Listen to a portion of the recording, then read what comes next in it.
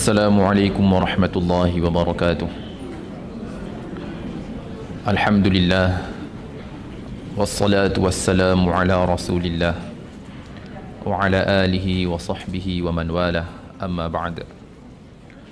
Qala rabbi shrah li sadri wa yassir li amri wahlul 'uqdatam min lisani yafqahu qawli wa la hawla wa la quwwata illa billahil aliyyil azim.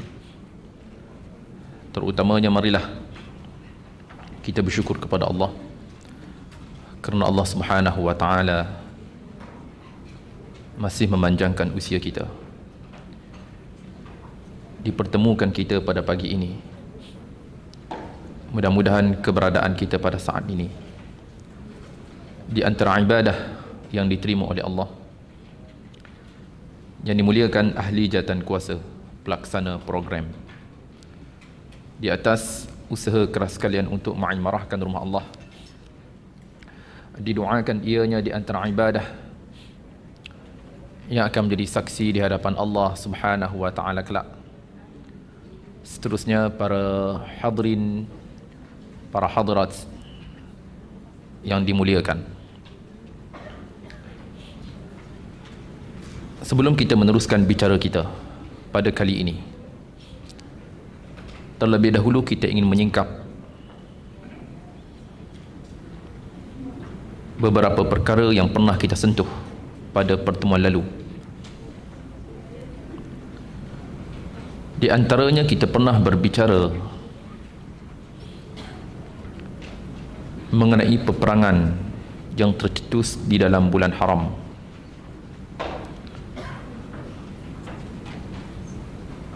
Manakala musyrikin mendakwa peperangan itu berlaku pada bulan itu, manakala di sana para sahabat radhiyallahu taala anhum menafikan peperangan itu berlaku di dalam bulan haram, maka tercetuslah perdebatan di antara mereka. Bahkan melihat apa yang pernah kita bicarakan dahulu, bulan haram padanya terdapat kemuliaan di sisi mereka, hinggakan peperangan tidak akan berlaku dan terhalang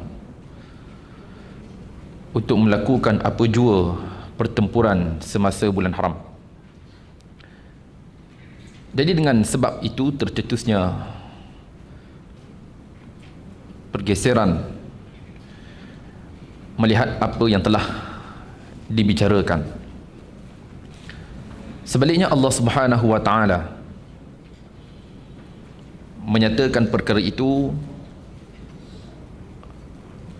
yang mana dalam usaha musyrikin mereka mengeluarkan penduduk asal kota Mekah itu lebih buruk jika dibandingkan dengan apa yang mereka dakwakan itu. Kemudian kita juga telah berbicara tentang beberapa perkara yang dikaitkan melihat kepada perbicaraan kita yang pernah kita nyatakan dahulunya berkisar tentang peperangan. Kesinambungan perbicaraan kita sebelum kita meneruskan bacaan kita pada hari ini, iaitu kita lihat semula pada ayat 218. Pada ayat 218 suratul Baqarah juzuk yang kedua, muka surat 34. Suratul Baqarah muka surat 34 ayat 218. Sesungguhnya orang-orang yang beriman dan orang-orang yang berhijrah dan berjihad di jalan Allah, mereka itulah yang mengharapkan rahmat daripada Allah, dan Allah Maha Pengampun lagi Maha Penyayang. Jadi pada ayat ini kesinambungan daripada apa yang pernah kita bicarakan dahulu, melihat kepada peperangan yang tercetus pada bulan itu. Manakala di sana ada mereka di kalangan musyrikin yang dibunuh, di antara mereka Amr ibn Hadrami, dan ada dari kalangan mereka yang menjadi tawanan perang bagi pihak muslimin. Manakala musyrikin Mekah, mereka menghantar utusan bagi menebus tawanan yang ditawan oleh para sahabat radhiyallahu taala anhum ajma'in. Manakala peristiwa ini adalah peristiwa ataupun penerimaan harta rampasan perang yang pertama dalam Islam. Musyrikin kena tawan, jadi mereka datang untuk menebus tawanan perang mereka itu dengan mereka memberi ganjaran kepada kerajaan Islam yang berpengkalan di Madinah. Jadi jika kita lihat pada ayat itu juga adalah ayat yang jelas, berbicara kepada kita, iaitu orang beriman dan orang-orang berhijrah dan berjihad di jalan Allah. Mereka itulah yang mengharapkan rahmat Allah. Allah Maha Pengampun lagi Maha Bijak, Maha Penyayang. Seterusnya, kita sambung bicara kita pada ayat 219.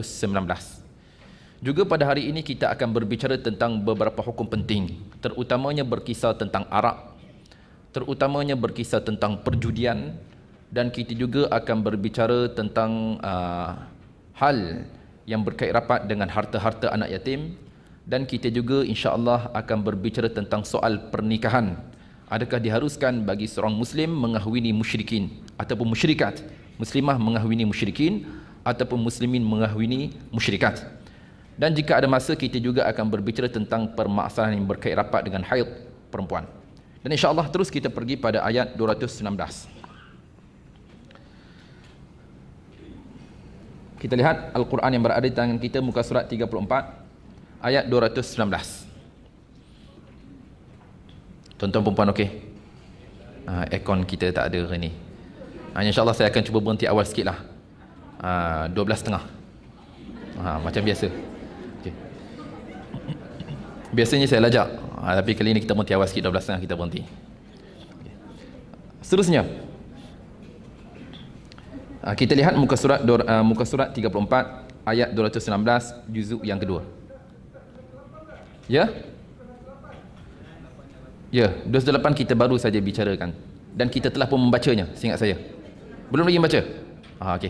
Insya-Allah kita akan mulakan bacaan kita bermula pada ayat 218. Alhamdulillah. أعوذ بالله من الشيطان الرجيم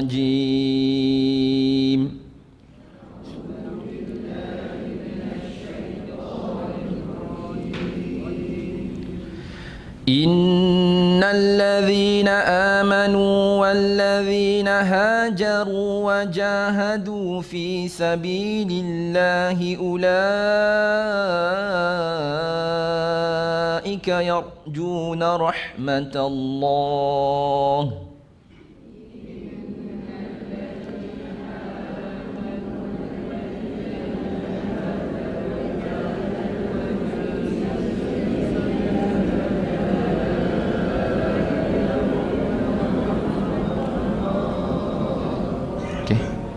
Okay, sekali lagi. Kita dah rasa sejuk sikit. Alhamdulillah. Innal ladzina amanu wal ladzina hajaru wa jahadu fi sabilillahi ulaika yarjuna rahmatallah.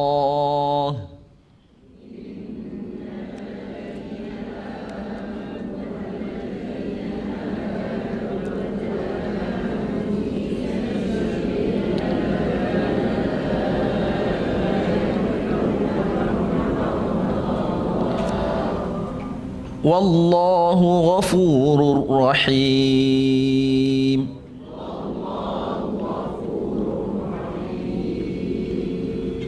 Kemudian ayat 219. Yas'alunaka 'anil khamri wal maisir.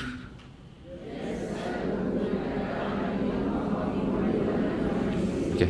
Ra di sini ra nipis ataupun ra tebal? Ya, ra nipis ataupun ra tebal? Maisir. Ya, dibaca dengan nipis. Kenapa dibaca dengan nipis? Ya, sebelum ra didahului dengan baris di bawah. Yas'alunaka 'anil khamri wal maisir.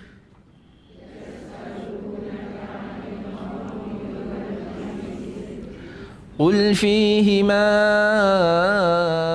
إثم كبير ومنافع للناس وإثمهما أكبر من نفعهما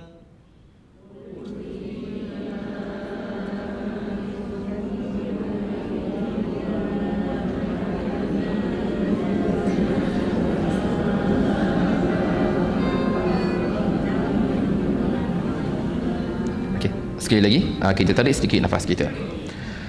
Qul fihima ithmun kabirun wa manafi'u lin-nasi wa ithmuhuma akbaru min naf'ihima.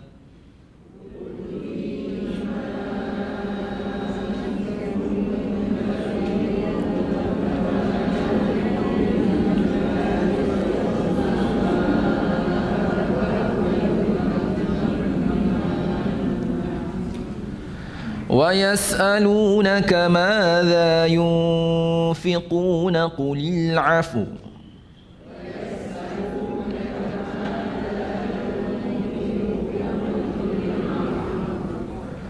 Kita waqaf di atas huruf waw. Afu, afu, atas makhraj huruf waw. Di manakah makhrajnya? Bagaimanakah cara untuk kita mengenal dan mengetahui makhraj satu huruf? Iaitu kita datangkan waw dengan sukun, kemudian disusuri sebelumnya sama ada baris atas, di bawah ataupun hadapan. Au, au, au. Jadi saat kita menutur huruf waw, pastikan sedikit muncung mulut kita berbentuk o. Au, au, afu, afu, afu. Jadi kita waqaf kita di situ. Afu, afu, afu, afu. Dalam keadaan mulut kita sedikit muncung. Okey. Tuan-tuan, perempuan ikut saya. Af dengan huruf fa, fa. Af, u, afu, afu. Ya, jadi wajib kita datangkan dengan makhraj waw, wajib. Okey, sekali saya baca. Wa yas'alunaka madza yunfiquna qulil afu.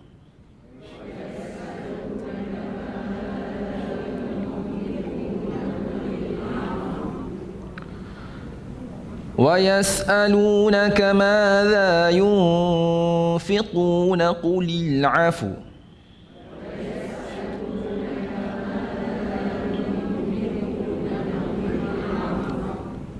كَذَلِكَ يُبَيِّنُ اللَّهُ لَكُمُ الْآيَاتِ لَعَلَّكُمْ تَتَفَكَّرُونَ.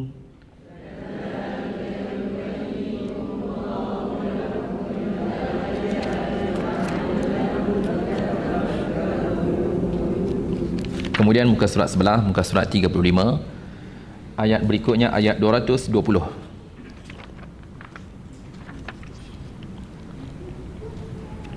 Fid dunya wal akhirah, fid dunya wal akhirah, وَيَسْأَلُونَكَ عَنِ الْيَتَامَى قُلْ إِصْلَاحٌ لَهُمْ خَيْرٌ.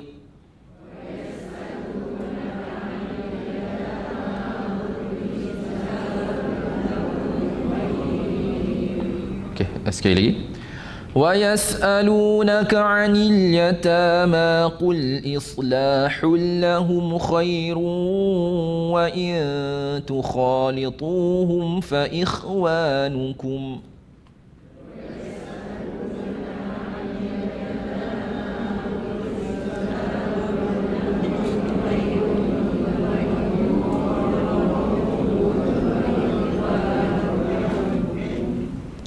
والله يعلم المفسد من المصلح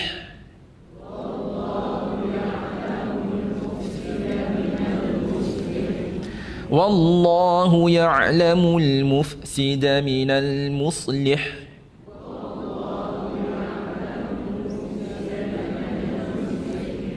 Muslih, lih, lih dengan habdas nyatakan.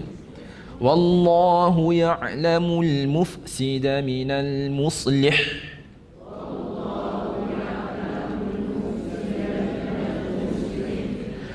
ولو شاء الله لأعنتكم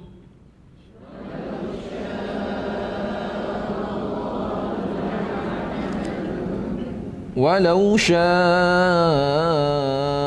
الله لأعنتكم إن الله عزيز حكيم.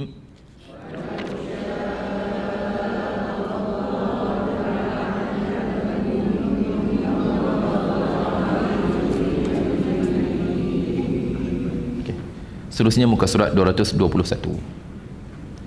Maaf, pada ayat 221, maaf tuan-tuan. Muka surat 35 ayat 221. ولا تنكحوا المشركات حتى يؤمن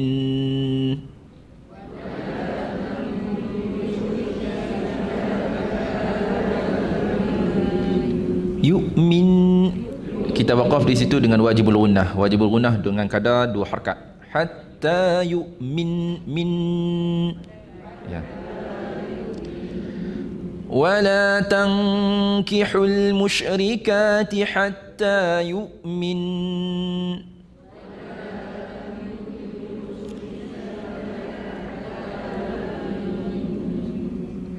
wala amatun mu'minatun khairum min musyrikatin walau a'jabatkum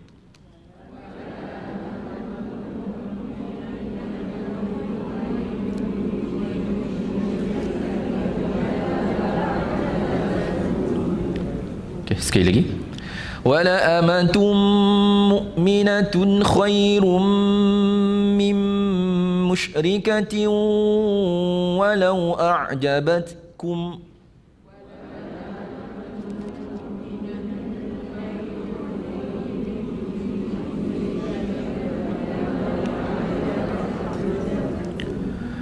ولا تنكحوا المشركين حتى يؤمنوا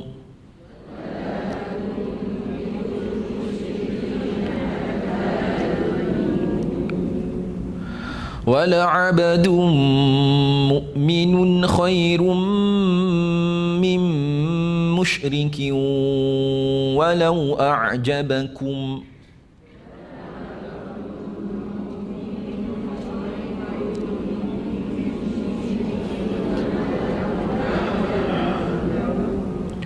ولعبد مؤمن خير من مشرك ولو أعجبكم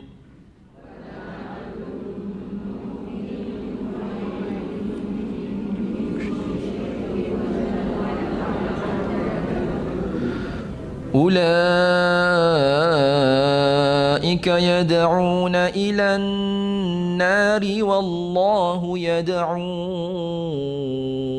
إلى الجنة والمغفرة بإذنه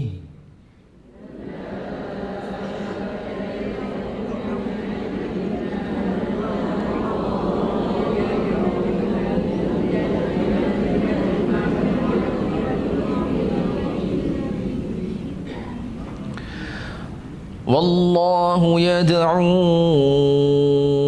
إلى الجنة والمغفرة بإذنه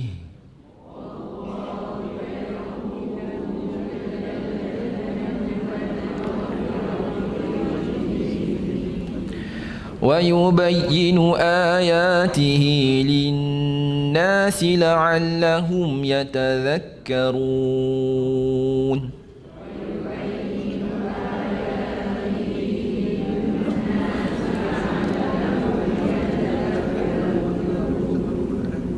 Kemudian ayat 222.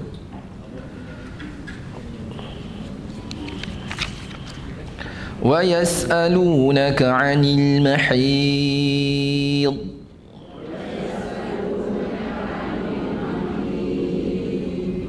Jangan kita lepas lidah kita. Bila kita lepas, dia akan menjadi qalqalah. Mahid, itu salah. Kita nak mahid, jangan lepas. Lidah kita kemas di situ. Wa yas'alunaka 'anil mahid.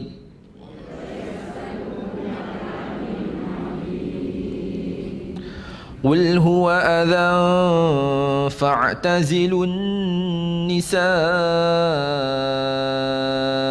fil mahid.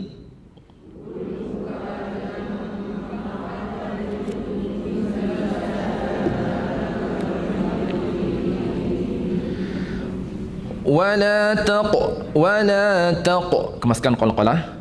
Wala taqrabuhunna hatta yatahurn.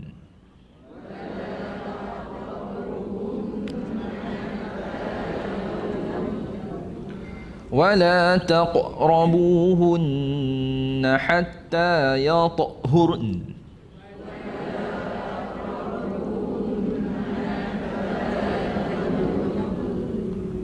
Okey. Wala taqrabuhunna hatta yatahurna fa in ولا تقربوهن حتى يطهرن فإذا تطهرن فأتوهن من حيث أمركم الله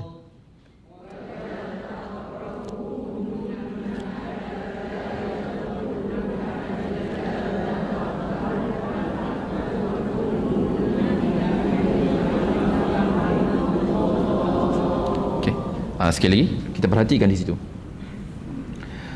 Wala taqrabuhunna hatta yatahurna fa idza wala taqrabuhunna hatta yatahurna fa idza tatahharna fa'tuhunna min haitsu amarakumullah.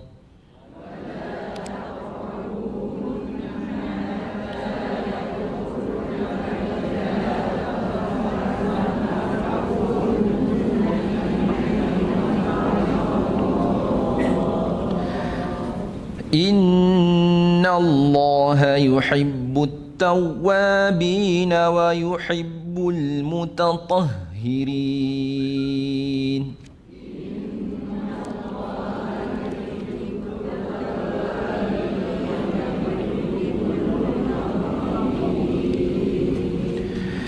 Nisa'ukum harthul lakum fa'tu harthakum anna syi'tum.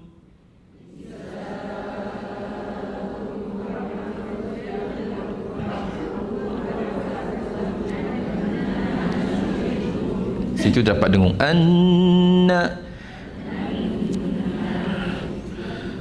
Nisa'ukum harthul lakum fa'tu harthakum anna syi'tum.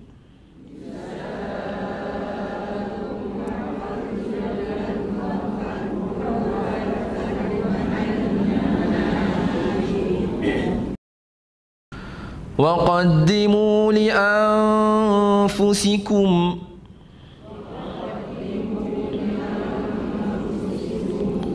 واتقوا الله واعلموا أنكم ملاقوه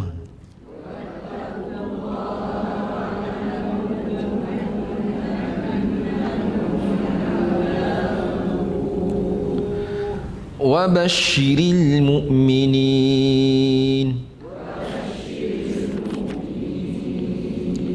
Sadaqallahul Azim. Seterusnya kita lihat bermula daripada ayat 218 pengertiannya. Muka surat 34 juzuk yang kedua suratul Baqarah. Sesungguhnya orang-orang yang beriman dan orang-orang yang berhijrah dan berjihad di jalan Allah, mereka itulah yang mengharapkan rahmat daripada Allah. Allah Maha Pengampun lagi Maha Penyayang. Mereka akan bertanya kepadamu, yakni Muhammad, tentang khamar dan judi. Khamar makna apa tuan-tuan, perempuan? Ya, arak dan judi. Katakanlah pada kedua-duanya terdapat dosa besar dan beberapa manfaat bagi manusia, tetapi dosanya lebih besar daripada manfaatnya, dan mereka pasti akan bertanya kepadamu, yakni tentang apa yang harus mereka sedekahkan. Katakanlah kelebihan yakni daripada apa yang diperlukan. Demikian Allah menerangkan ayat-ayatnya kepadamu agar kamu berfikir tentang dunia dan akhirat. Mereka bertanya kepadamu, yakni Muhammad, mengenai anak-anak yatim. Katakanlah, memperbaiki keadaan mereka adalah baik, dan jika kamu bergaul bersama mereka, maka mereka adalah saudara-saudaramu, yakni dalam agama Islam.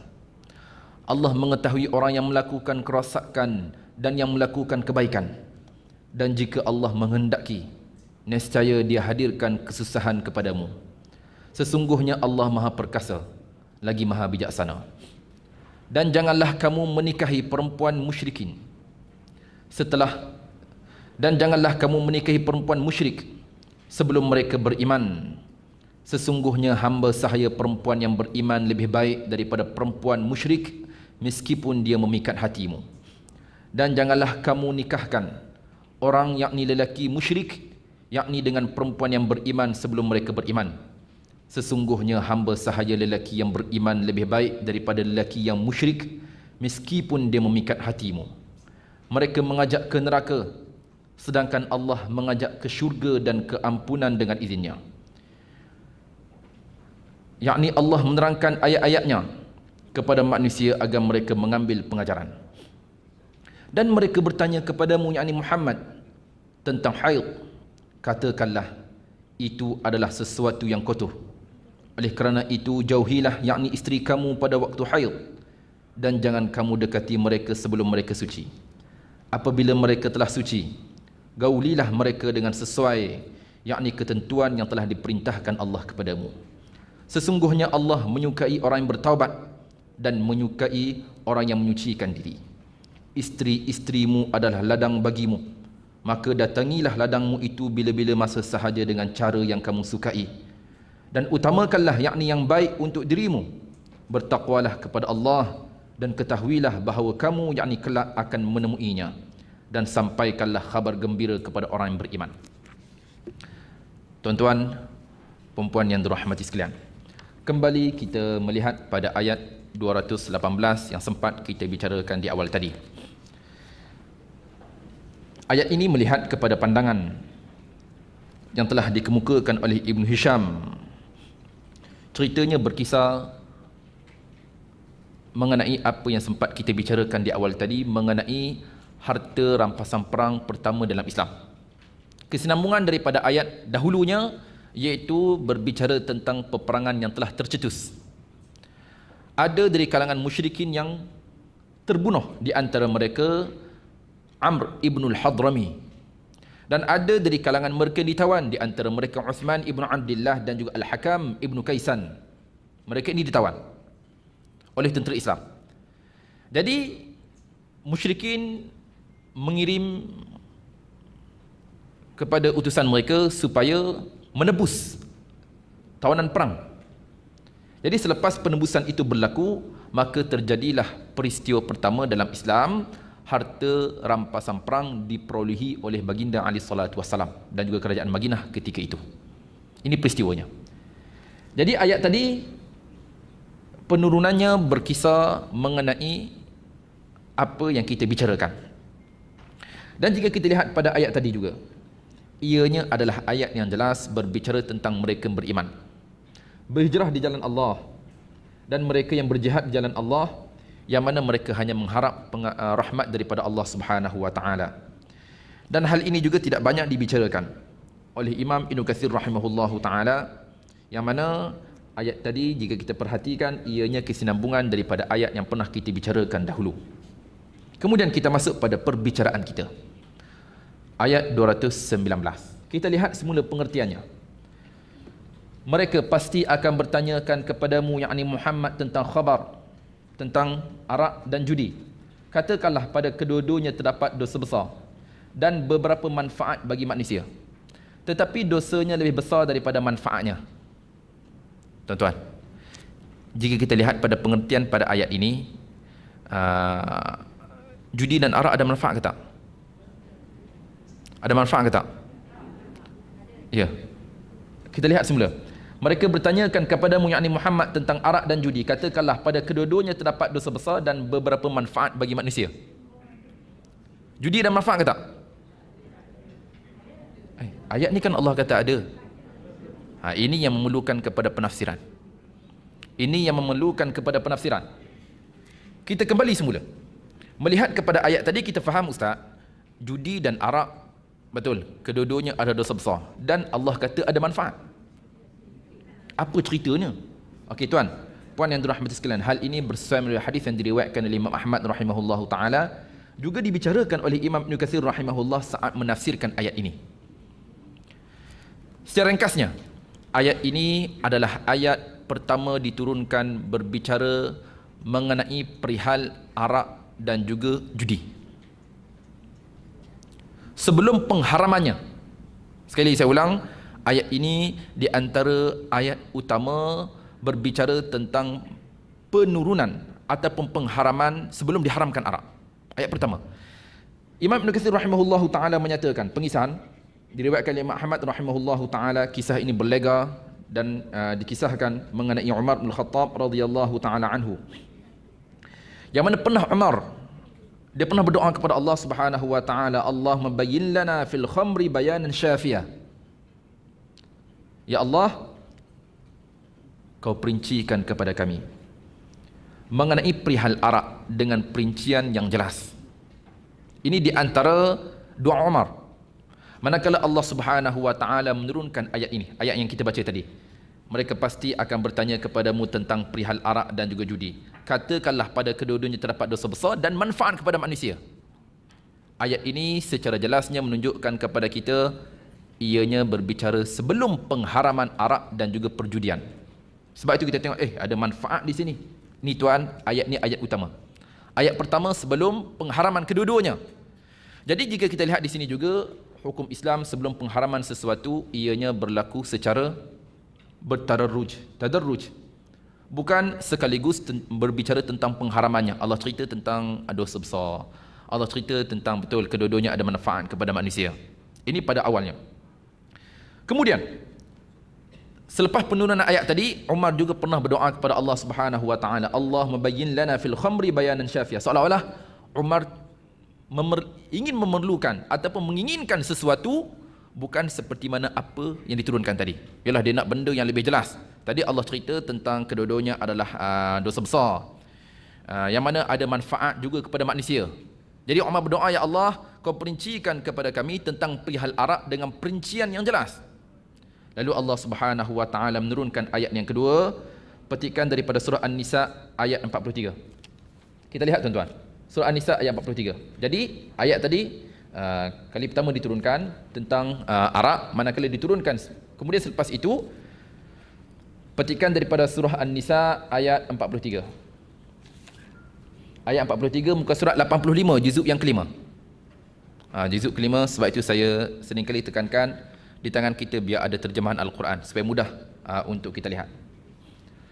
Muka surat 85 ayat 43. Ayat 43. Ayat ini juga berbicara kepada kita mengenai arak dan sebelum pengharamannya. Kita lihat terus pada terjemahan. Ayat 43 muka surat 85 juzuk yang kelima surah An-Nisa. Artinya, wahai orang-orang beriman, janganlah kamu mendekati solat ketika kamu dalam keadaan mabuk. Sekali saya ulang tuan-tuan perempuan, apa yang kita faham di sini? Wahai orang-orang beriman, janganlah kamu mendekati solat ketika kamu dalam keadaan mabuk. Maknanya luar solat boleh mabuk ke tak? Tuan-tuan, boleh. Allah kata sekarang jangan mendekati solat dalam keadaan mabuk. Soalan saya, luar solat boleh mabuk ke tak? Okey. Terjadi perselisihan pandangan di kalangan tuan-tuan dan juga perempuan. Okey. Ini ayat kedua. Ayat tadi Allah Subhanahu wa taala menyatakan kedua-duanya ada manfaat. Sekarang Allah Subhanahu wa taala menyatakan orang beriman jangan kalian menghampiri salat dalam keadaan mabuk. Kemudian kita teruskan, sehingga kamu sedar apa yang kamu ucapkan, dan jangan pula yakni kamu menghampiri masjid ketika kamu dalam keadaan junub kecuali sekadar melaluinya sahaja sebelum kamu mandi, yakni mandi junub. Adapun jika kamu sakit atau sedang bermusafir atau sehabis buang air atau kamu telah menyentuh perempuan sedangkan kamu tidak mendapati air, maka bertayamumlah kamu dengan debu yang baik, yakni suci. Usaplah wajahmu dan tanganmu dengan debu itu. Sesungguhnya Allah Maha Pemaaf lagi Maha Pengampun. Juga tidak berbicara tentang pengharaman. Betul tak tuan-tuan? Allah tak cerita tentang haram lagi. Allah cerita orang beriman jangan menghampiri solat dalam keadaan mabuk. Oh, maknanya ustaz, pada ketika itu sebelum pengharaman, maknanya arak ni haram ke halal? Ya, halal. Kenuri ada arak, minum petang ada arak, dinner ada arak. Ini cerita dulu sebelum pengharaman. Kemudian Umar dia berdoa kepada Allah Subhanahu wa taala, Allahumma bayyin lana fil khamri bayanan syafiyah. Seolah-olah Umar menginginkan sesuatu. Ini doanya yang ketiga. Ya Allah, kau perincikan kepada kami tentang perihal arak dengan perincian yang nyata. Lalu Allah Subhanahu wa taala menurunkan firman-Nya, petikan daripada juzuk yang ketujuh, muka surat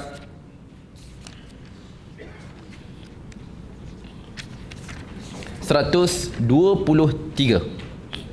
Muka surat 123. Muka surat 123, juzuk yang ketujuh, Suratul Maidah. Suratul Maidah, juzuk yang ketujuh pada ayat 123.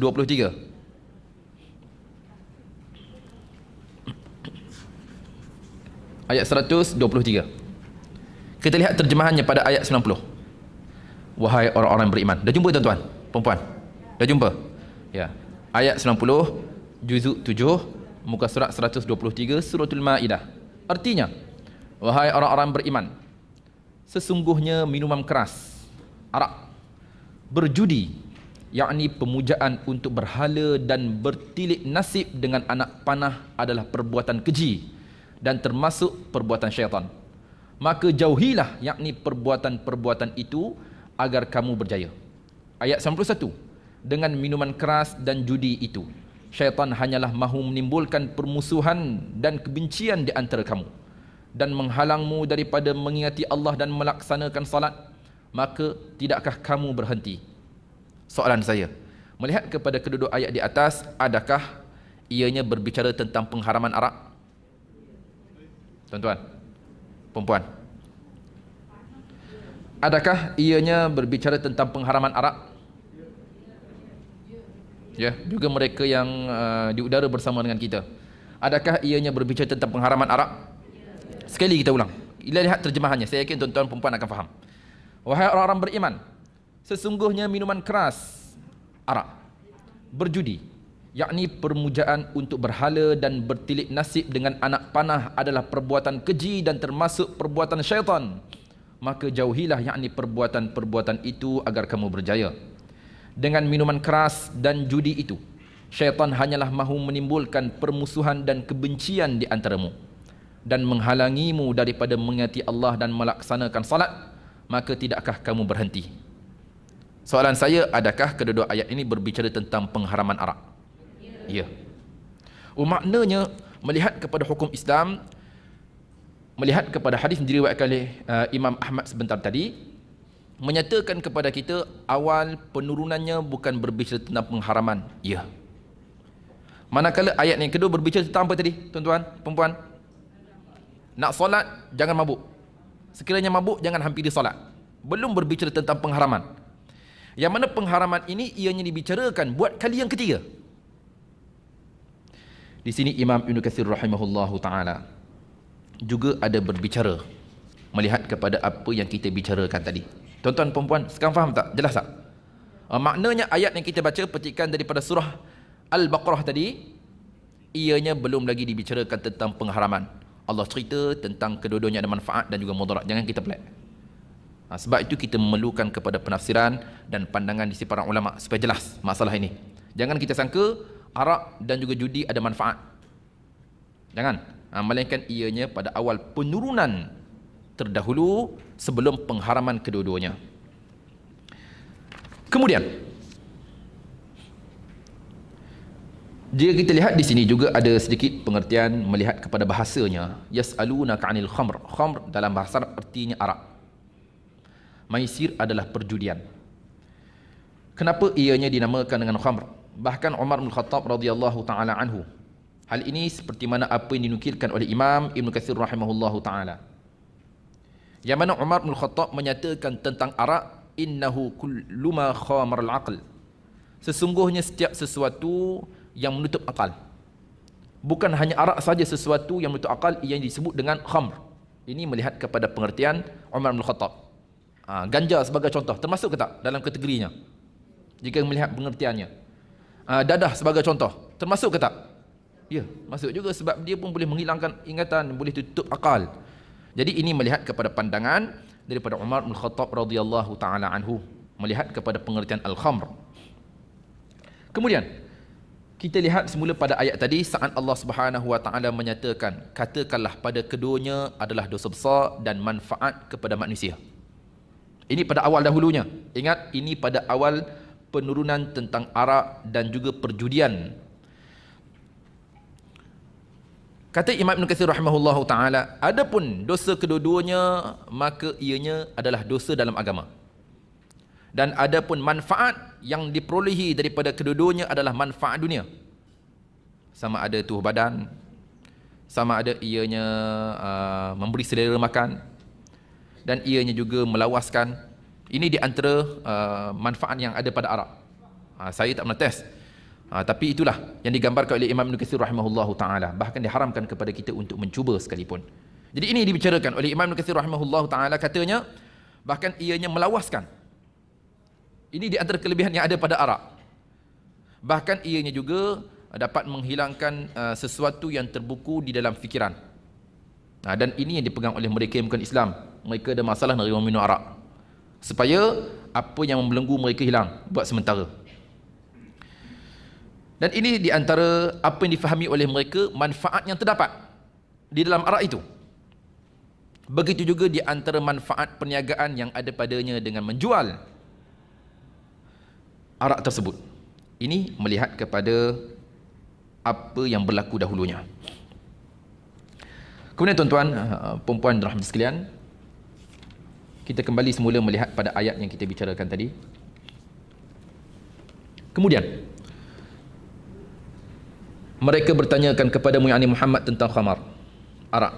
Dan judi, katakanlah pada kedua-duanya terdapat dosa besar dan beberapa manfaat bagi manusia, tetapi dosanya lebih besar daripada manfaatnya.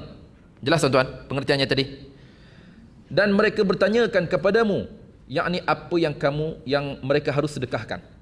Ini pada perbicaraan yang berikutnya. Jadi kita settle dalam masalah arak dan juga perjudian tadi. Kemudian dalam poin yang kedua pada ayat ini, ianya berkisah tentang infak.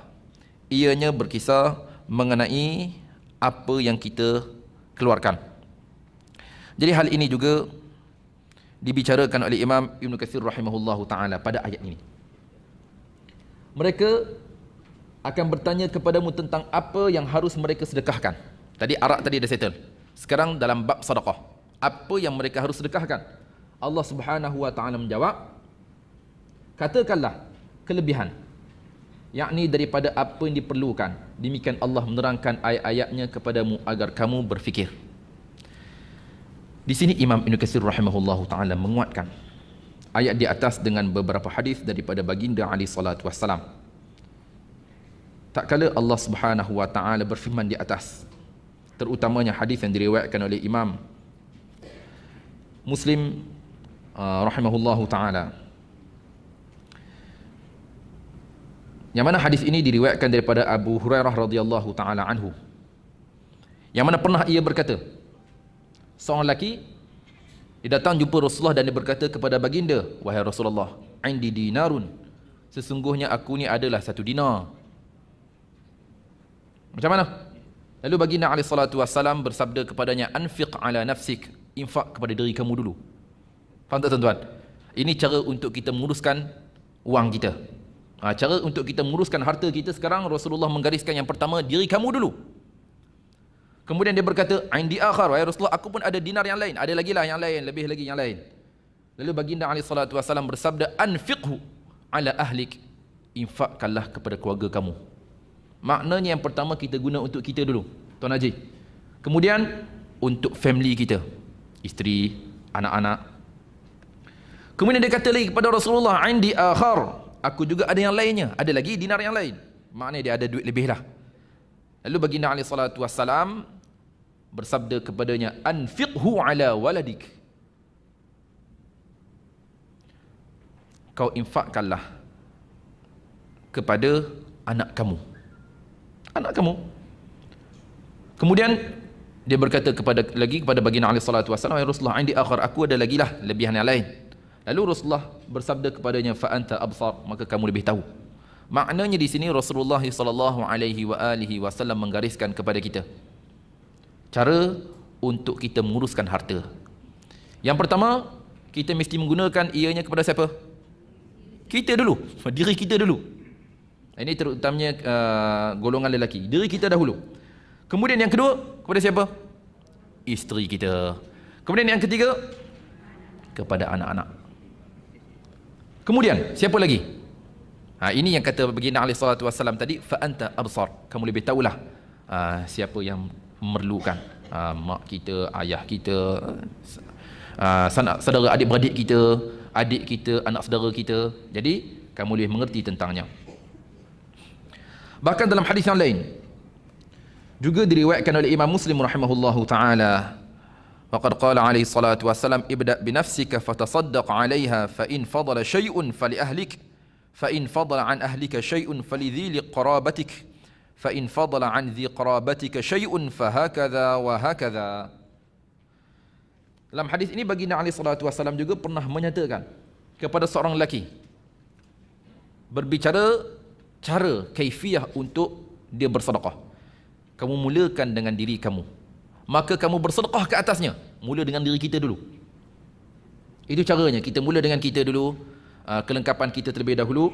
Maka jika lebih sesuatu daripadanya, lebih daripada harta tadi, maka untuk keluarga kamu. Maka sekiranya lebih sesuatu daripada harta kamu, daripada harta diberikan kepada keluarga kamu itu, maka untuk kaum kerabatmu. Ini yang ketiga, kaum kerabat. Maka jika lebihan sesuatu daripada kaum kerabatmu itu, maka demikian itu. Maknanya ada golongan-golongan tertentu yang berhak menerima pemberian kita. Okey tuan-tuan, puan-puan dirahmati sekalian, kenapa Rasulullah sallallahu alaihi wasallam menekankan tentang perihal kekeluargaan? Kenapa tuan-tuan? Yalah Ustaz, sebab mereka adalah golongan yang paling rapat dengan kita. Jika kita faham masalah ini tuan-tuan, puan-puan dirahmati sekalian yang soalan saya lah, yang mana lebih afdal? Kita mengeluarkan sedekah kita kepada anak saudara kita yang lebih memerlukan daripada kita mengulangi ibadah umrah? Yang mana lebih afdal tuan-tuan? Soalan saya, yang mana lebih afdal? Kita mengulangi ibadah umrah yang pernah kita kerjakan, ataupun kita mengeluarkan harta kita tadi kepada anak saudara kita yang susah, adik-adik kita yang susah? Yang mana lebih afdal? Yang pertama atau yang kedua? Maaf, saya sebut dalam bab ini sebab kita menyangka yang pertama itu lebih afdal. Orang kita faham gitu. Rindu Kaabah. Kan sekarang tak nak pergi. Rindunya padahal adik dia sakit, tak pernah pergi tengok. Anak saudara dia tak cukup duit, tak pernah dia tanya khabar. Contoh, ini banyak berlaku. Banyak berlaku di antara kita hari ini. Dia melihat benda lain keutamaan buat dia, dan dia tidak melihat anak saudara dia lebih memerlukan. Dia tidak melihat adik dia di kampung lebih memerlukan. Ini masalah kita. Jadi sekarang Rasulullah SAW menggariskan kepada kita, kita tengok jelas Rasulullah menyatakan tentang kaum kerabat, baginda berbicara tentang family. Ini bukan benda biasa, melainkan ini ada satu pensyariatan kepada kita bagaimanakah cara kita menguruskan harta. Boleh faham tuan-tuan, perempuan? Dan ini menjadi keutamaan kita pada hari ini, terutamanya melihat apa yang berlaku sekarang, dan kita perlu melihat dan kita perlu bertanya khabar, terutamanya kaum kerabat kita, kerana ini adalah tuntutan di dalam agama kita. Bahkan dalam hadis yang lain, baginda alaihi salatu wassalam juga pernah bersabda. Hadis ini diriwayatkan oleh Imam Al-Bukhari dan juga Imam Muslim rahimahumullahu taala. Hadis diriwayatkan oleh Abu Hurairah radhiyallahu taala anhu.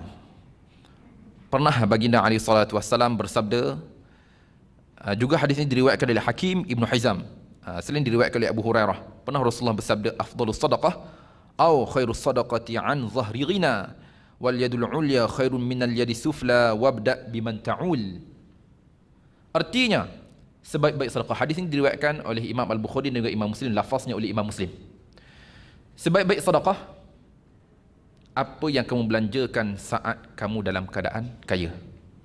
Kita dalam senang, itulah keadaan yang terbaik untuk kita bersedekah. Dan tangan di atas itu lebih baik jika dibandingkan dengan tangan di bawah. Jelas tak tuan-tuan? Ialah tangan memberi itu, Ustaz, maknanya lebih baik jika dibandingkan dengan tangan yang menerima. Ini satu saranan Rasulullah kepada kita untuk kita menjadi seorang yang terbaik saat kita memberi. Dan kamu mulakan dengan keluarga kamu. Tuan-tuan, ini saranan Rasulullah. Kamu mulakan wabda biman ta'ul. Kamu mulakan dengan keluarga kamu dulu. Artinya saat kita bersedekah, siapa yang lebih afdal untuk menerimanya? Ustaz, keluarga dulu Ustaz. Tuan-tuan perempuan, adakah ini satu diskriminasi? Yang mana? Sebab Rasulullah sebut keluarga sekarang. Ustaz, sepatutnya tak boleh Ustaz kata begitu. Orang lain pun boleh menerima juga. Tuan, tak tuan, ini adalah satu syariat. Ini adalah satu syariat, bukan kita menafikan hak orang lain, tak. Sekarang kita mesti dahulukan keluarga dahulu. Kemudian bila ada lebihan daripada itu, barulah kita boleh salurkan kepada mereka yang memerlukan. Yang pertama kita kena tengok family kita dulu. Ini di antara tuntutan dan saranan baginda alaihi salatu wassalam kepada kita. Bahkan dikatakan juga, kata Imam Ibn Katsir rahimahullah, ayat tadi, ayat yang berbicara tentang sedekah itu, ianya tidak lagi digunakan dengan sebab penurunan ayat zakat. Ini ada pandangan. Ustaz, cerita tentang sedekah tadi Ustaz, ianya berkisar sebelum penurunan ayat zakat. Apabila turunnya ayat zakat, kita jelas zakat-zakat ini wajib dikeluarkan kepada golongan yang dinyatakan dalam Al-Quran. Adapun di antara pandangan yang lain berkata, ayat tadi tidak, sebaliknya ianya memperincikan tentang ayat zakat. Ini di antara pandangan. Maknanya Ustaz, apa yang dinyatakan oleh baginda alaihi salatu wassalam tadi tidak menolaklah, tidak. Tidak menafikan apa yang kita bicarakan, sebaliknya ianya memperincikan. Seterusnya, kita lihat pada akhir ayat 219. Kelebihan. Katakanlah, sekali kita ulang, dan mereka pasti akan bertanya kepadamu, yakni tentang apa yang mereka sedekahkan. Katakanlah, kelebihan, yakni daripada apa yang diperlukan. Kelebihan harta tadi. Demikianlah Allah menerangkan ayat-ayatnya kepadamu agar kamu berfikir. Jelas, melihat kepada apa yang telah ditetapkan oleh baginda alaihi salatu wassalam, sekarang kita faham bagaimanakah cara untuk kita mengagihkan sedekah. Kita infak ada caranya Ustaz. Kepada siapa yang perlu kita berikan, siapa yang lebih utama untuk menerima pemberian kita. Bukan kita menafikan hak orang lain, tak. Mereka pun ada hak juga, tapi yang paling penting kita mesti selesaikan dahulu keluarga kita. Tuan-tuan, bila kita masing-masing menyelesaikan hak keluarga kita, rasa-rasa keluarga kita ada masalah ke tak? Akan dibelenggu dengan masalah kemiskinan ke tak? Tak akan berlaku tuan-tuan. Mungkin tuan-tuan perempuan boleh survey, boleh turun jumpa gelandangan sebagai contoh, boleh tanya.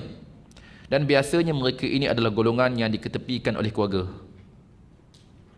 Keluarga tak ambil tahu tentang dia orang apa semua, jadilah dia orang begitu. Ini kehidupan realiti mereka.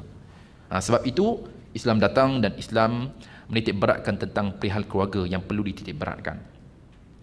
Seterusnya, kita lihat muka surat 35. Muka surat 35 pada ayat 220. Tentang dunia dan akhirat. Tentang dunia dan akhirat. Tuan-tuan, perempuan, Imam Ibn Katsir rahimahullahu ta'ala menafsirkan dalam kitabnya, yang mana pada ayat 222 ianya kesinambungan daripada ayat 219. Maknanya begini, kita lihat semula muka surat 34 219. Demikianlah Allah menerangkan ayat-ayatnya kepadamu agar kamu berfikir tentang dunia dan akhirat. Ini di antara apa yang disebut oleh Imam Ibn Katsir rahimahullah dan disertakan sekali di dalam tafsirnya. Sekali saya ulang, demikianlah Allah menerangkan ayat-ayatnya kepadamu agar kamu berfikir tentang dunia dan akhirat. Bila kita faham maknanya apa yang telah diperincikan Allah Subhanahu wa taala kepada kita supaya kita berfikir, yakni perihal dunia dan juga akhirat. Mereka bertanya kepadamu, yakni Muhammad, tentang anak-anak yatim. Katakanlah, memperbaiki keadaan mereka adalah baik. Dan jika kamu bergaul bersama mereka, maka mereka adalah saudara-saudaramu. Allah mengetahui orang yang melakukan kerosakan dan yang melakukan kebaikan. Dan jika Allah menghendaki, nescaya dihadirkan kesusahan kepadamu. Sesungguhnya Allah Maha Perkasa lagi Maha Bijaksana. Tuan-tuan, perempuan rahmat sekalian, tadi selepas kita berbicara tentang infak, kemudian Allah Subhanahu wa taala meneruskan firman-Nya dengan perihal tentang anak yatim. Jadi pada ayat ini, saat kita melihat pengertiannya adalah pengertian yang jelas, yang mana Allah Subhanahu wa taala menyatakan kepada kita, katakanlah memperbaiki keadaan mereka adalah baik. Maknanya saranan kepada kita untuk memperelokkan keadaan mereka, memperbaiki keadaan mereka. Dan ada di kalangan kita, saya difahamkan ada di kalangan kita yang menjaga anak-anak yatim. Si anak dah tak ada dah ayah dia, mak dia kita jaga dia, dan ada di kalangan kita. Dan ini di antara satu tuntutan yang baik, tuan-tuan, perempuan. Dan ini satu amalan, anak saudara kita jaga, anak yatim. Ini di antara satu tuntutan dalam agama. Kita lihat semula. Mereka bertanya kepadamu, yakni Muhammad, tentang anak-anak yatim. Katakanlah, memperbaiki keadaan mereka adalah baik. Dan jika kamu bergaul bersama mereka, maka mereka adalah saudara-saudaramu, yakni dalam agama. Itu saudara agama. Apatah lagi perempuan yang menjaga anak saudara dalam agama dan juga kaum kerabat.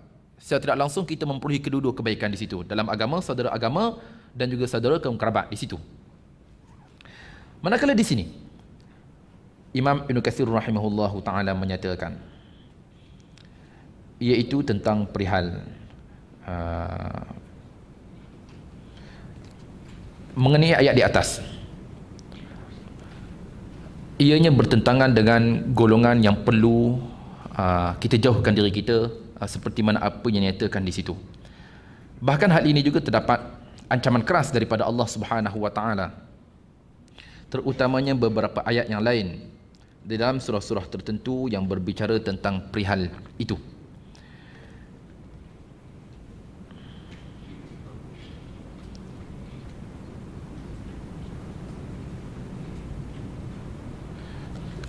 Terutamanya surah An-Nisa. Surah An-Nisa, tuan-tuan. Jika tadi pada ayat ini jelas saranan kepada kita untuk melakukan kebaikan, untuk memperelokkan keadaan mereka, manakala di sana terdapat beberapa ancaman daripada Allah Subhanahu wa taala kepada kita perihal tentang anak-anak yatim. Surah An-Nisa, muka surat 78 ayat 10. Muka surat 78 ayat yang ke-10, juzuk yang ke-4, surah An-Nisa, muka surat yang kedua. Surah An-Nisa, surah An-Nisa, suratun Nisa. Ancaman keras. Di sini Allah Subhanahu wa taala menyatakan, sesungguhnya orang-orang yang memakan harta anak yatim secara zalim, sebenarnya mereka itu menelan api dalam perutnya dan mereka akan masuk ke dalam api yang menyala-nyala. Jika tadi saranan Allah kepada kita untuk melakukan kebaikan, untuk memperelokkan keadaan mereka, di sini ancaman kepada kita sekiranya kita di kalangan mereka yang makan harta anak yatim. Ingat, di sini Allah Subhanahu wa taala membuat perumpamaan seolah-olah sebenarnya mereka itu telah memakan api dalam perutnya dan mereka akan masuk ke dalam api yang menyala-nyala, yakni neraka. Ancaman keras dengan neraka. Bahkan di sana terdapat juga ancaman yang lain. Kita lihat petikan daripada juzuk yang ke-8, juzuk yang ke-8, muka surat 149.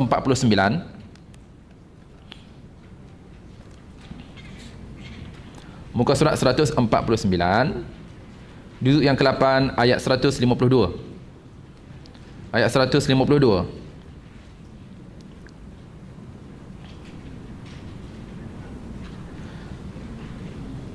Kita lihat pengertiannya. Dah jumpa tuan-tuan, perempuan? Okey. Artinya, dan janganlah kamu mendekati harta anak yatim dengan cara, kecuali dengan cara yang lebih bermanfaat, sehingga dia mencapai usia dewasa. Jelas. Jadi di sini Allah Subhanahu wa taala menyatakan kepada kita hinggakan pengharaman untuk mendekati harta mereka. Ustaz, saya jaga anak saudara saya. Betul tuan. Cuma di sini Allah menyatakan kecuali dengan cara yang lebih manfaat. Maknanya ada bahagiannya juga. Ada upahnya juga untuk kita, kosnya. Bukan pengharaman secara mutlak. Ini melihat kepada pengecualian daripada Allah Subhanahu wa taala kepada kita. Kita kembali semula. Kembali semula pada ayat 220.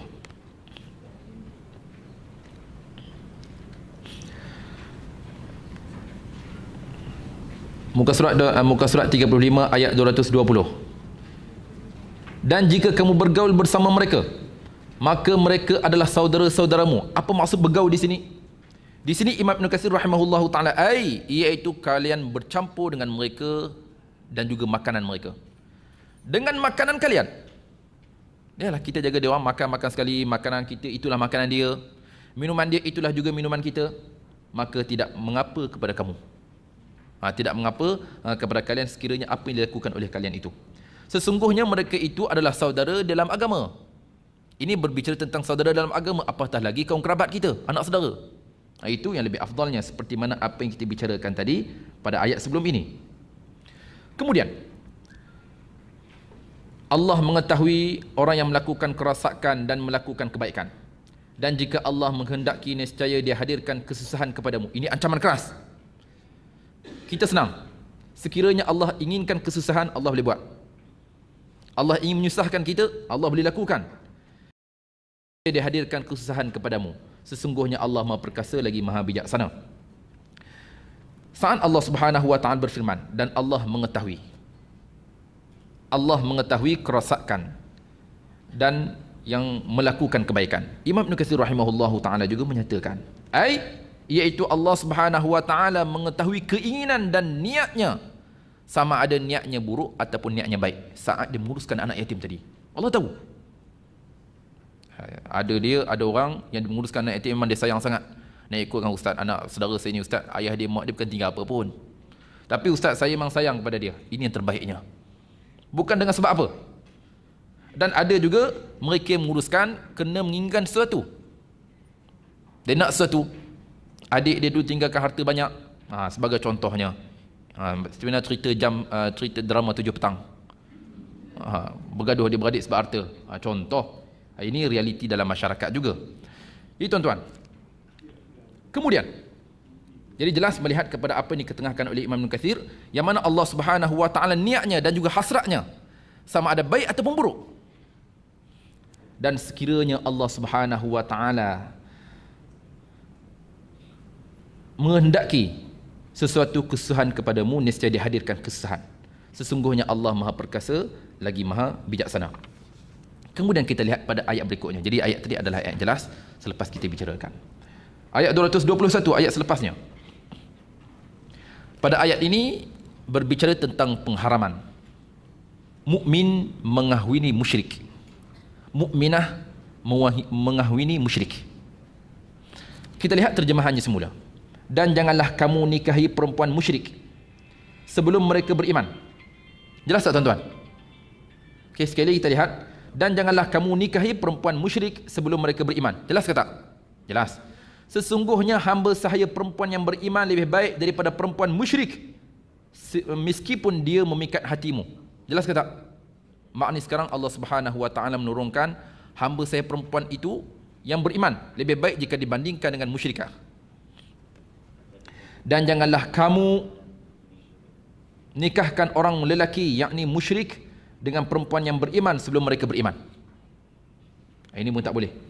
Perempuan tuan-tuan, perempuan kita lihat sebagai contoh di negara seberang, negara jiran kita, Indonesia. Dan saya yakin tuan-tuan perempuan sedia maklumi berlaku perkahwinan campur. Hindu kahwin Melayu, Hindu kahwin dengan Islam, Islam kahwin dengan Kristian. Nanti kita akan cerita dalam perihal tentang ahli kitab. Cuma di sini berbicara tentang musyrik. tentang musyrikat.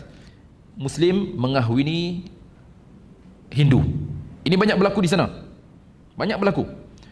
Kita lihat semula pada ayat tadi.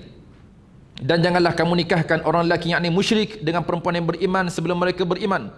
Sesungguhnya hamba sahaya lelaki yang beriman lebih baik daripada lelaki yang musyrik, meskipun dia memikat hatimu. Walaupun musyrik itu memikat hatimu, lebih baik hamba sahaya lelaki jika dibandingkan dengan musyrik itu.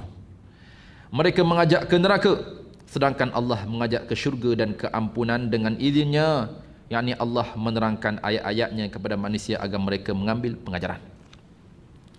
Melihat kepada ayat ini, kata Imam Ibn Katsir rahimahullahu ta'ala, dikatakan bahkan yang dikehendaki pada ayat ini musyrikin dari kalangan mereka yang menyembah batu berhala, bukan ahli kitab. Sekali lagi saya ulang, di antara pandangan yang diketengahkan di sini, iaitu yang dikehendaki pada ayat ini musyrikin, mereka yang menyembah berhala. Mereka yang menyembah berhala dari kalangan bukan di kalangan ahli kitab. Sebab ahli kitab musyrikin ke tak?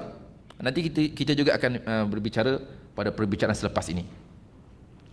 Ini di antara pandangan. Bahkan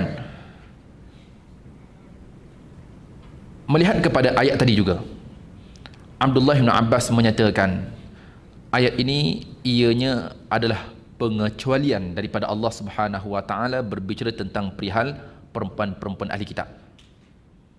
Maknanya ahli kitab lain, ini musyrikin lain cerita. Ya, ini di antara pandangan. Pandangan Abdullah bin Abbas kata ayat tadi berbicara tentang musyrikat aja. Mereka menyembah batu berhala. Manakala Yahudi Kristian tak ada masalah, boleh mengahwini. Manakala ada pandangan yang dikaitkan tadi yang sempat kita bicarakan, yang dimaksudkan dengan musyrikin, musyrikat di sini adalah mereka yang menyembah batu berhala. Sebagai contoh, dan janganlah kamu nikahi perempuan musyrikah sebelum mereka beriman. Makna musyrikah di sini adalah mereka yang menyembah batu berhala. Ini melihat kepada pandangan. Manakala di sana, Ustaz, maaf, ahli kitab termasuk kata Yahudi Kristian. Manakala di sini Imam Ibn Katsir rahimahullahu ta'ala, tuan-tuan, seolah-olah Imam Ibn Katsir rahimahullah ingin menguatkan pandangan yang menukilkan ayat ini hanya berbicara tentang musyrikin, tidak termasuk ahli kitab.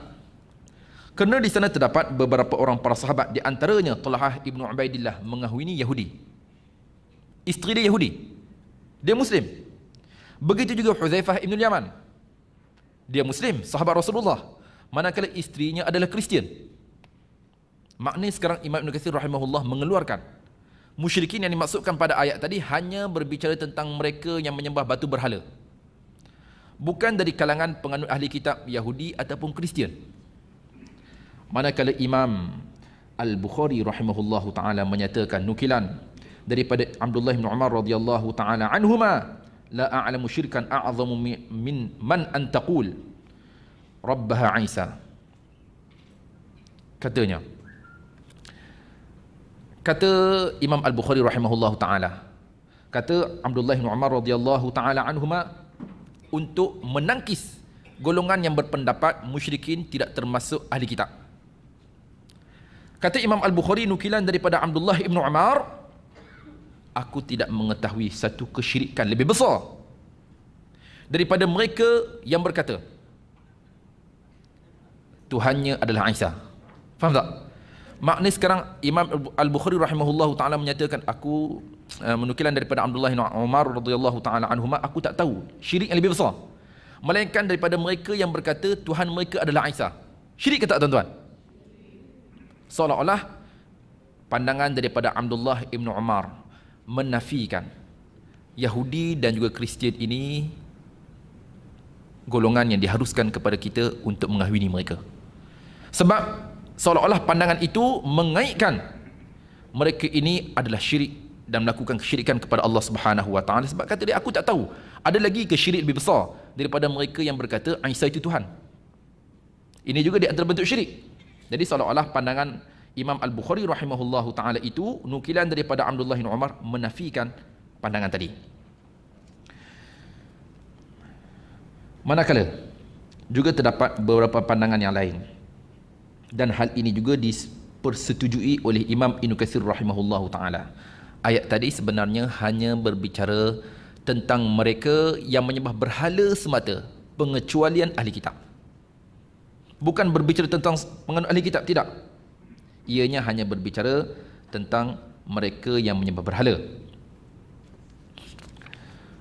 Tuan-tuan, perempuan yang dirahmati serta dikasihi sekalian. Kemudian kita lihat, dan janganlah kamu nikahkan orang lelaki musyrik dengan perempuan yang beriman sebelum mereka beriman. Di sini Imam Ibn Katsir rahimahullahu ta'ala menyatakan, la tuzawwijur rijal al-musyrikin an-nisa al-mu'minat. Jangan kalian mengahwini lelaki-lelaki musyrikin dengan perempuan beriman. Hal ini seperti mana apa yang difirmankan oleh Allah Subhanahu wa ta'ala, la hunna halul lahum wa lahum yahilluna lahun. Ustaz, kejap. Soalan. Ada kata ayat yang berbicara kepada kita tentang pengharusan untuk mengahwini ahli kitab?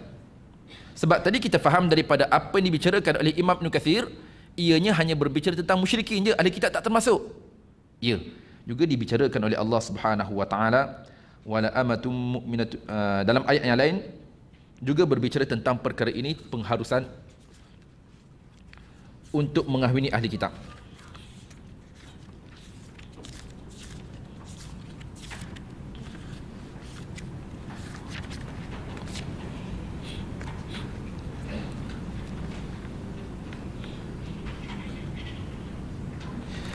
Muka surat 107. Muka surat 107. Muka surat 107 pada ayat yang kelima, juzuk yang ke-6, Suratul Maidah. Tadi kita cerita tentang pengharaman untuk menikahi musyrikat, untuk menikahi musyrikin. Sekarang ada mereka yang dikecualikan oleh Allah, iaitu berbicara tentang perihal ahli kitab. Muka surat 107 ayat yang kelima, juzuk yang ke-6. Kita lihat. Dah jumpa tuan-tuan, perempuan? Okey. Kita lihat terjemahannya. Pada hari ini dihalalkan bagimu segala yang baik, makanan yakni sembelihan ahli kitab itu halal bagimu. Yahudi Kristian sembelih, kita boleh makan. Dan makananmu halal bagi mereka. Dan yakni dihalalkan bagimu menikahi perempuan-perempuan yang menjaga kehormatan di antara perempuan-perempuan yang beriman, dan perempuan-perempuan yang menjaga kehormatan di antara orang-orang yang diberi kitab sebelum kamu. Siapa mereka? Ahli kitab. Ahli kitab. Perempuan beriman kita faham, perempuan-perempuan yang telah dikurniakan kitab sebelum daripada kita sebelum ini. Apabila kamu membayar mas kahwin kepada mereka untuk menikahinya. Oh, maknanya hukum sekiranya seorang lelaki ingin mengahwini Kristian. Tuan Haji ingin mengahwini seorang Kristian, Selena Gomez. Contoh Tuan Haji, contoh. Kena bayar, bagi mas kahwinnya. Ada mas kahwin. Walaupun dia Kristian Ustaz, ada mas kahwinnya. Kita lihat.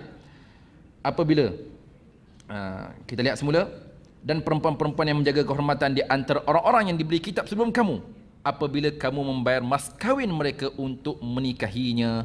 Juga ayat ini menyatakan tentang kewajipan mas kahwin itu, dengan tidak bermaksud untuk berzina dan bukan untuk dijadikan perempuan simpanan. Barang siapa kafir setelah beriman, maka sesungguhnya sia-sia amalan mereka dan di akhirat dia termasuk di kalangan orang-orang yang rugi. Jadi ayat ini jelas menyatakan kepada kita pengecualian. Selaras apa yang dinukilkan oleh Imam Ibn Katsir rahimahullahu ta'ala pada ayat tadi, ianya hanya berbicara tentang pengharaman mengahwini musyrikin ataupun musyrikat. Sebaliknya pengharusan untuk mengahwini ahli kitab terdiri dari kalangan Yahudi dan Kristian, seperti mana apa yang dilakukan oleh para sahabat radhiyallahu taala anhum ajma'in. Talhah ibnu Ubaidillah mengahwini Yahudiyah, manakala Hudzaifah ibnu Yaman mengahwini perempuan Kristian. Ini melihat kepada apa yang pernah dilakukan oleh para sahabat radhiyallahu taala anhum ajma'in. Oh, ini pada awalnya lah Ustaz, mungkin selepas itu dia orang meluk Islam. Ya, ini pada awal yang mana sebelum isteri itu, perempuan itu menganut Islam, mengahwini sedang dia masih memeluk agamanya, agama terdahulu. Kemudian kita kembali semula pada perbicaraan kita, ayat 221.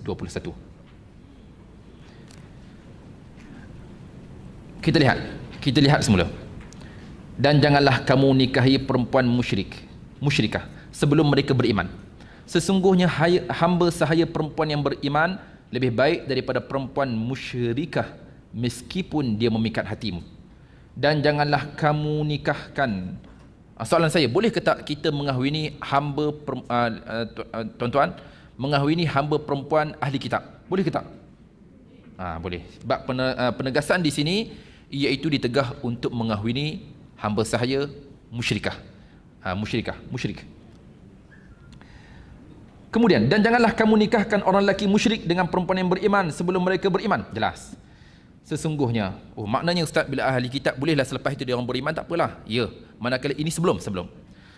Sesungguhnya hamba sahaya lelaki yang beriman lebih baik daripada lelaki yang musyrik meskipun dia memikat hatimu. Mereka mengajak ke neraka sedangkan Allah mengajak ke syurga dan keampunan dengan izinnya. Yang ini Allah menerangkan ayat-ayatnya kepada manusia agar mereka mengambil pengajaran. Jadi di sini Allah Subhanahu wa taala menyatakan mereka itu golongan musyrikin mengajak ke neraka. Kata Imam Ibn Katsir rahimahullahu taala, dengan kita hidup bersama dengan mereka, bercampur gaul dengan mereka, membuatkan kita ini mencintai dunia. Maknanya ustaz, dengan kita hidup bersama kita, ialah jiran saya ustaz ada juga Hindu, tapi saya tak terkesan pun dengan kehidupan dia.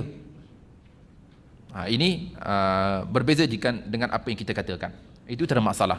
Maksud di sini dengan sebab perkahwinan tadi, maka berlakulah percampuran Muslim dengan musyrik. Secara tidak langsung, seorang Muslim tadi akan terkesan dengan gaya hidupnya. Begitu juga sebaliknya. Mungkin ada soalan, ustaz, soalan. Boleh ke tak golongan perempuan muslimah mengahwini ahli kitab? Sebab tadi ayat tadi berbicara tentang Muslim mengahwini Yahudiyah ataupun Nasraniyah, Kristian, perempuan. Jadi sekarang boleh ke tak perempuan muslimah mengahwini ahli kitab? Boleh ke tak tuan-tuan? Boleh ke tak? Ataupun ianya hanya pengharusan kepada golongan lelaki semata? Ini juga kita akan kaitkan nantilah melihat masa yang semakin mencemburui kita. Sebab saya janji tadi 12.30 kita habis awal hari ini. Kemudian,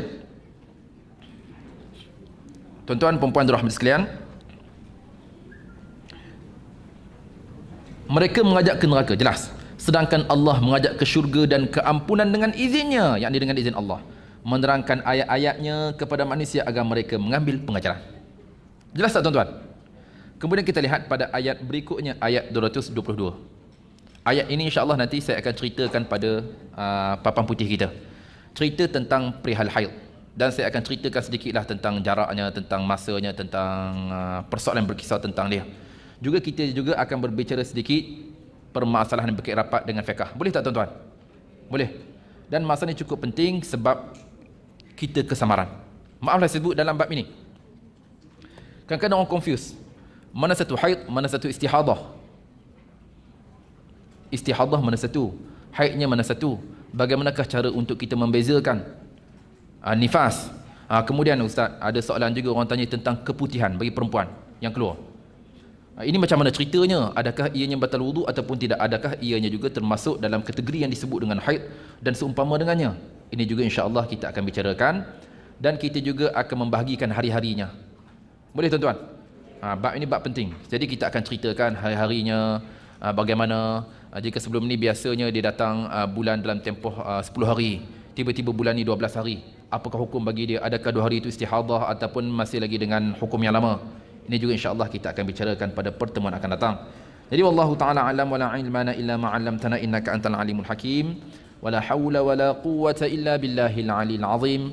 Saya mohon kemaafan sekiranya rungkai kata saya untuk mana-mana pihak atau ungkapan saya untuk peribadi tuan-tuan puan-puan. Saya memohon kemaafan atas keterlanjuran budi bicara. Wallahu taala a'lam wala ilma lana illa ma 'allamtana innaka antal alimul hakim. ولا حول ولا قوة إلا بالله العلي العظيم بسم الله الرحمن الرحيم الحمد لله رب العالمين حمدا يوافي نعمه ويكافئ مزيده يا ربنا لك الحمد كما ينبغي لجلال وجهك وعظيم سلطانك اللهم صل وسلم على سيدنا محمد وعلى آله وصحبه أجمعين اللهم اغفر لنا ذنوبنا ولوالدينا وارحمهم كما ربونا صغارا ولجميع المسلمين والمسلمات والمؤمنين والمؤمنات برحمتك يا أرحم الراحمين اللهم افتح علينا حكمتك وانشر علينا من خزائن رحمتك يا أرحم الراحمين. اللهم إنا نعوذ بك من جهد البلاء ودرك الشقاء وسوء القضاء وشماتة الأعداء. اللهم لا مانع لما أعطيت ولا معطي لما منعت ولا ينفع ذا الجد منك الجد. لا إله إلا أنت سبحانك إنا كنا من الظالمين. لا إله إلا أنت سبحانك إنا كنا من الظالمين. لا إله إلا أنت سبحانك إنا كنا من الظالمين. وصلى الله على سيدنا محمد وعلى آله وصحبه أجمعين والحمد لله رب العالمين. تقبل الله منكم.